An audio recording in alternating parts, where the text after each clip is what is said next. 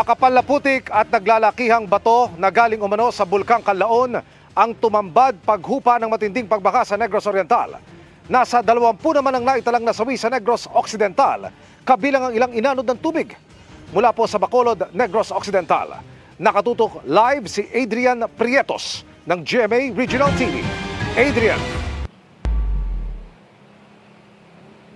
Yes, Emil mga kapuso, 29 ng mga local government units dito sa probinsya ng Negros Occidental ang naapektuhan dahil sa pananalasa ng bagyong Emil kahapon. Ayon naman mga kapuso sa ulat mula sa Provincial Disaster Risk Reduction and Management Office ng Negros Occidental ay naitala mahigit 100,000 mga kataong naapektuhan dahil sa pagbaha. Naapektuhan din ang kanilang mga kabahayan. Mga kapuso, 20 katao naman o 20 katao naman ang nawala ng buhay o binawian ng buhay dahil nga sa trahedya na dala ng bagyo.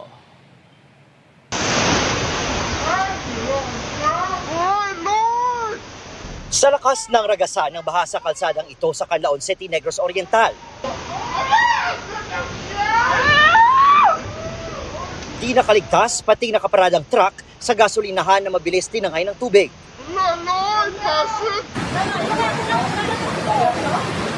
Nagngangalit ang kulay putik na baha nang mabilis itong lunurin ang mabahay at establishmento.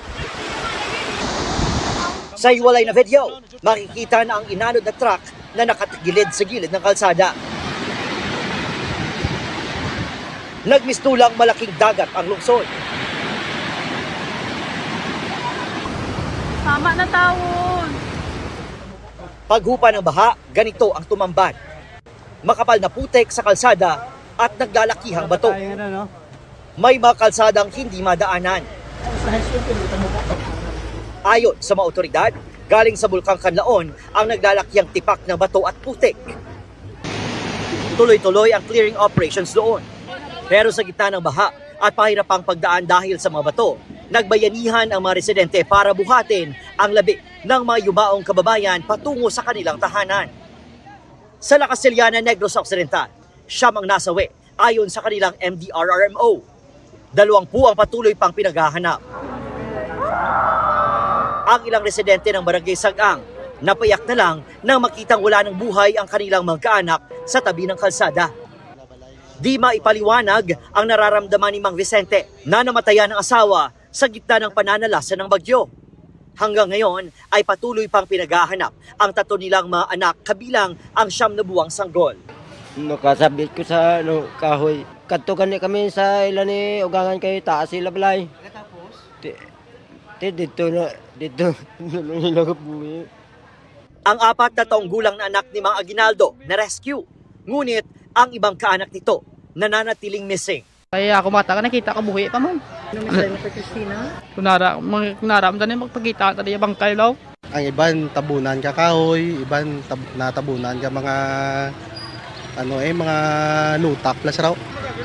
Tami mo hindi ta mapaktan sa sarang way kita nag-expect nga mo tukli ka dako sa tubig. Sakit man ba sagon o kasubo ba sagon? Nga kung mga gabi natabo damo-damo gid ang nagkalamatay.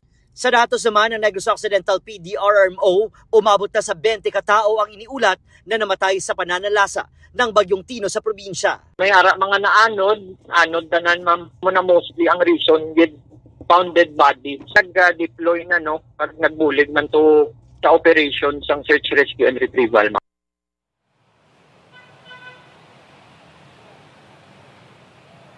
Dagdag ko lang Emil mga kapuso, sa kasalukuyan ay patuloy pa rin ang pagsasagawa ng search and retrieval operation ng PDRMO sa maraming LGU dito sa probinsya ng Negros Occidental. Katuwang din ng mga kapuso ng PDRMO ang ating makawani mula sa PNP, BFP, maging Philippine Coast Guard at maging ang mga private organizations ay tumutulong na rin upang mapabilis ang paghahanap ng mga missing persons o mga nawawala. At yan munang latest mula rito sa Bacolod City at probinsya ng Negros Occidental. Emil?